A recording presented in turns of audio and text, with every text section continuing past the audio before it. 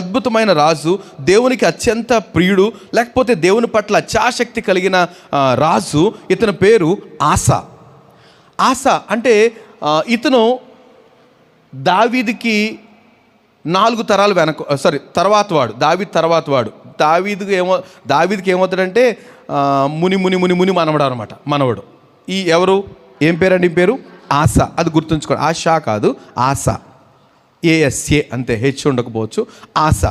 ఈ ఆసా అనే రాజు దినవృత్తాంతాల 2వ దినవృత్తాంతాల గ్రంథం 14వ అధ్యాయంను మనము సుమారు 3 అధ్యాయాల్ని సారాంశాన్ని తీసేసుకుంటాం ఈరోజు, ప్రభు మనకు అనుమతిస్తే. సో ప్రభు చిత్తానికి అప్పగించుకుంటూ కొద్దిసేపు ప్రార్థనాపూర్వకంగా వాక్యాన్ని వినడానికి ప్రయత్నం చేద్దాం. ఏమంటే ఈ 14వ అధ్యాయంలో తన తండ్రి అయిన అబియా చనిపోయిన తర్వాత ఈ ఆసా రాజు అయ్యాడు. ఆసా రాజు అయినప్పటికీ అప్పటికే తండ్రి కూడా చాలా పవర్ఫుల్ కింగు. సో చుట్టుపక్కలంతా సమాధానము. ఈయన రాజు అయిన తర్వాత 10 సంవత్సరాల వరకు యుద్ధం లేదండి. ఆసా రాజు అయిన తర్వాత యుద్ధాలు లేవు. యుద్ధాలు లేకపోతే రాజు ఏం చేస్తాడు? అభివృద్ధి చేస్తాడు, అంతే కదా. యుద్ధాలు వచ్చినప్పుడు ఇప్పుడు మనకి పాకిస్తాన్తో అంతెందుకు, రష్యా ఉక్రెయిన్ వాళ్ళ పరిస్థితి ఏంటి? అడుక్కునే పరిస్థితి వస్తుంది. కానీ టార్గెట్ అంతా, ధనమంతా కూడా సైనికుల మీద పెట్టాలి, కానీ యుద్ధ సామాగ్రి మీద పెట్టాలి. ఎందుకని? ఆ ఇతర దేశాలతో గొడవ. ఉక్రెయిన్ కూడా అంతే, తను అమ్ముకుని సో కొన్ని సంపాదించుకోవాలి, యుద్ధ పరికరాలు సంపాదించుకోవాలి. కానీ యుద్ధాలే లేవనుకోండి, డెవలప్మెంట్. కనుక ఈ ఆసా ఏం చేశాడంటే ప్రాకారం కలిగిన పట్టణాలు కట్టించాడు, ఏ ఇబ్బంది లేదు. సో అలాగ అనుకుంటూ ఏమండి చాలా చక్కగా డెవలప్ అవుతున్నారు వాళ్ళు, చాలా సంతోషంగా ఉన్నారు. సంతోషంగా ఉన్నప్పుడు రాజుగారికి ఒక విషయం గుర్తొచ్చింది, ఆసాకి ఒక విషయం గుర్తొచ్చింది. మనం చూస్తే 7వ వచనాన్ని చూస్తే చాలా భక్తిపరుడు కూడా, రాజు చాలా భక్తిపరుడు. మీరు ఒకసారి 2వ వచనం చూస్తే, ఆసా తన దేవుడైన యెహోవా దృష్టికి అనుకూలముగాను యథార్థముగా నడిచిన వాడై, ఏమండి ఇక ఈయన ఇశ్రాయేలుడు కాబట్టి అన్య దేవతలను ఎవరిని ఎంటర్టైన్ చేయకుండా అన్ని పడగొట్టి చాలా ఖచ్చితంగా దేవుని పట్ల ఆసక్తి కలిగి ఉన్నాడు ఆసా. కనుక అతని ఏలుబడుల రాజ్యం నెమ్మదిగా ఉంటే 7వ వచనం చూస్తే మనం అతను యొక్క స్థితి చూడండి. అతడు యోధా వారికి ఇలాగూ ప్రకటన చేశాను. ఏంటంట? యోధా వారిని అందరిని పిలిచి ఇలాగ ప్రకటన చేస్తాడు. ఏమని? మన దేవుడని యెహోవాను మనము ఆశ్రయించితిమి. ఏమండి ఇందులో చాలా సత్యాలు ఉన్నాయి, దీన్ని గమనిస్తే. ఏమంటున్నాడు? ఏంటంట? మన దేవుడని యెహోవాను మనము ఆశ్రయించినందున ఆయన మన చుట్టూ నెమ్మది కలుగజేసి ఉన్నాడు. దేవునికి స్తోత్రం, హల్లెలూయా. ఏమండి రాజు ఇస్తున్న సాక్ష్యం ఏంటంటే ప్రజలందరినీ పిలిచి నేను మంచోని అంటలేదు. ఏమన్నాడు? మనము మన దేవుడిని యెహోవాను ఆశ్రయించాం. దేవుడిని యెహోవాను ఆశ్రయించాం కనుక ఆయన మనకి నెమ్మదినిచ్చాడు. మనం ఎప్పుడైనా ఈ మాట విశ్వసిస్తున్నామా? ఏమండి దేవుడు మనకు ఆశ్రయం, ఎందుకంటే మనం ఆయన ఆశ్రయించాం. ఏమంటే 91వ కీర్తన ఏంటంట? ఎవరైతే దేవుడిని ఆశ్రయిస్తారో వారికి 91వ కీర్తన, మహోన్నతిని చాటు నివసించువాడే, సర్వశక్తిని విశ్రమించేవాడు, యెహోవా నీవే నా ఆశ్రయమని మహోన్నతిని దేవుని నివాసాలుగా చేసుకున్నాను. కనుక అన్ని ఆశీర్వాదాలేనండి. సో దేవుని పిల్లమైన మనము ఏం చేయాలంట? దేవుణ్ణి ఆశ్రయించాలి. సో ఈ రాజు చెప్తున్నాడు, మనం మన దేవుడిని యెహోవాని ఆశ్రయించాం కనుక ఈరోజు మనకు నెమ్మది ఉంది. ఆయన ఆశ్రయిస్తే నెమ్మది దొరుకుతుంది. ఆయన అనుభవంలో చెప్తున్నాడు. సో మనకి నెమ్మది దొరికింది. ఆశ్రయించినందున ఆయన మన చుట్టూ నెమ్మది కలుగు చేసి ఉన్నాడు. ఏమన్నాడు? మన చుట్టూ శత్రువులు భయం లేకుండా ఎంతో నెమ్మది కలుగు చేసి ఉన్నాడు. దేశమందు మనము ఎలా అంటే దేశమందు నిరభ్యంతరంగా తిరగవచ్చు. ఏమండి శత్రువులు భయం ఉన్నప్పుడు నిరభ్యంతరంగా తిరగలేరు కదండి. ఫుల్ బాడీ గార్డ్స్ని పెట్టుకుని, ఏమంటే చాలామంది రాజులు బాడీ గార్డ్స్, లేకపోతే వాళ్ళకి Z+ సెక్యూరిటీ, మన ప్రధానమంత్రి, ముఖ్యమంత్రి, ప్రతిపక్ష వీళ్ళకి ఉంటుంది. మామూలు వాళ్ళు కూడా ఈ మధ్యకాలంలో, ఇది నేను అనకూడదు కానీ సేవకులు కూడా బాడీ గార్డ్స్ని పెట్టి తిరుగుతున్నారట. అంటే ఏంటి భయము? అంటే వచ్చి ప్రార్థన చేయమని మీద పడిపోతారనా? ఆ భయం కాదు. మరి ఏం భయమో నాకు తెలియదు. అదేం భయమోనండి? సేవకులు బాడీ గార్డ్స్ ఏంటి? చాలామంది వస్తున్నాయి ఈ మధ్యకాలంలో మాటలు. కానీ ఇక్కడ అంటారు మనం దేవుణ్ణి ఆశ్రయించాము కనుక మనము బాడీ గార్డ్స్ అక్కర్లేదు, నిరభ్యంతరంగా మన దేశంలో మనము తిరగలుగుతున్నాము అని అంటూ సో మనం ఈ పట్టణంలో కట్టించి వాటికి ప్రాకారం గల గోపురాలు చాలా పగడబందిగా చేసుకుందాం అనేసి రాజు చక్కగా దేశాన్ని డెవలప్ చేసుకున్నాడు. 10 సంవత్సరాల యుద్ధం లేదండి, బాగా డెవలప్ చేసుకున్నాడు. అంత మాత్రం కాకుండా సైన్యాన్ని కూడా డెవలప్ చేసుకున్నాడు.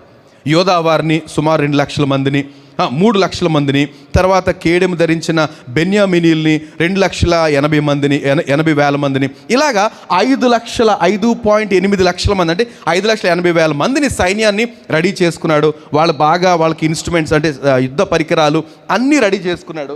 అన్నీ చక్కగా సమకూర్చుకున్న తరువాత ఏం జరిగిందంట, కూషు రాజు తన మీద యుద్ధానికి వచ్చాడట. ఈయన దగ్గర ఎంత సైన్యం ఉందండి? 5,80,000 మంది. ఒక యోధా రాజు అంటే యోధా బెన్యామీను కలిసి చిన్న దేశం. ఆ దేశానికి సైన్యం 5,80,000 మంది ఉన్నారు. ఉంటే ఈ చిన్న దేశం మీదకి కూషు రాజు 1,000 మందితో, అంటే 10 లక్షల మందితో యుద్ధానికి వచ్చాడట. భయపడతాడా లేదా? ఏమండి, నా దగ్గర 5,80,000 మంది సైన్యం ఉన్నారు, కానీ ఎదుటోడి దగ్గర ఎంత ఉన్నారట? 10 లక్షల మంది ఉన్నారు. భయపడ్డాడు రాజు. మనం కొన్ని విషయాలు చూస్తే ఆ రాజు భయపడ్డాడు. సో ఏం చేస్తాడంటే తనకు ఒక చక్కటి ప్రార్థన చేశాడు. నేను చదువుతున్నాను 9వ వచనం. కూషీయుడైన జరాహు వారి మీద దండెత్తి 1,000 సైన్యమును 300 రథములను కూర్చుకొని బయలుదేరి తన మీదకు వచ్చాడు. అప్పుడు వారు మారేష దగ్గర వస్తే ఈ ఆసా చేసిన ప్రార్థన చూడండి. 11వ వచనం చదువుతున్నాను. ఆసా తన దేవుడని యెహోవాకు మొరపెట్టి ఇలా ప్రార్థన చేస్తున్నాడు. యెహోవా, విస్తారమైన సైన్యము చేతిలో ఓడిపోకుండగా బలము లేని వారికి సహాయం చేయుటకు నీ కన్నా ఎవరూ మాకు లేరు. ఏమంటున్నాడు?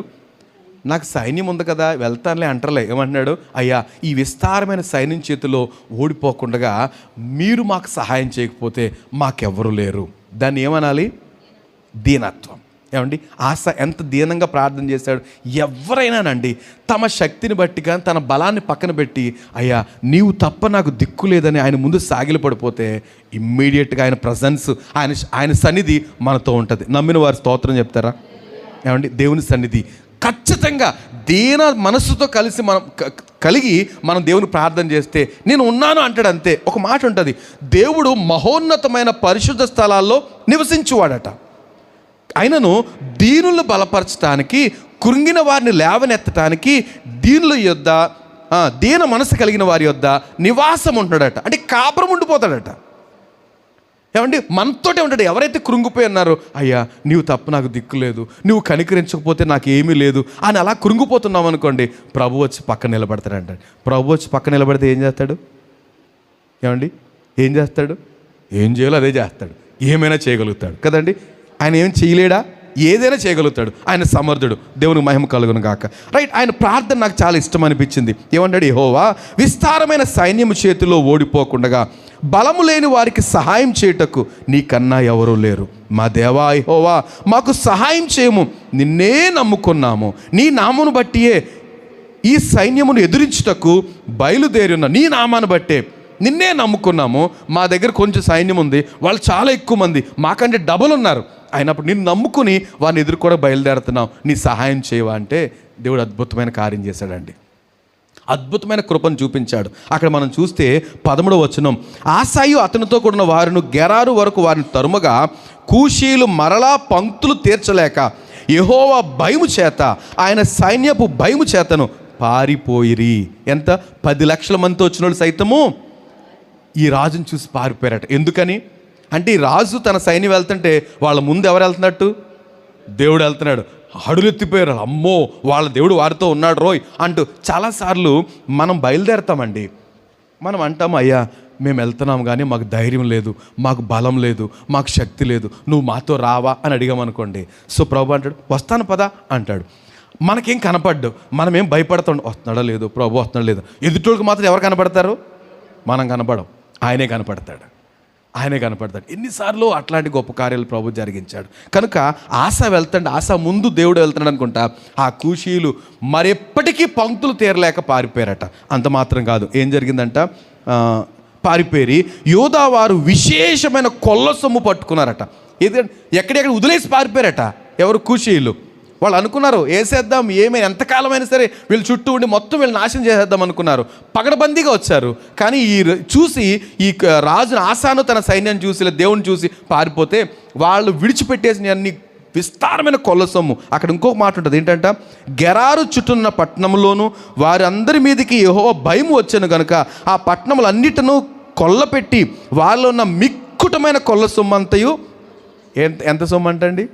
మిక్కుటమైన కొలసొమ్ము అంటే ఎంత ఎంత సమృద్ధిగా అంటే ఆ చుట్టుపక్కల వీళ్ళ మీదకి యుద్ధానికి వచ్చిన వాళ్ళ దగ్గరికి వెళ్తే వాళ్ళందరూ అక్కడ ఎక్కడైతే కాపురం వాళ్ళందరూ పారిపోతే అదంతా మరి వీళ్ళదే కదా రాజనీతి. ఏంటంటే యుద్ధానికి వెళ్తారు, వాళ్ళు ఓడిపోతే అవన్నీ వీళ్ళు స్వాధీనం చేసుకోవచ్చు కదా. అలాగ మిక్కుటమైన కొలసొమ్ము వచ్చేసింది. మొత్తం ధనాగారం అంతా నింపేశాడు. ఎవరు? ఆస.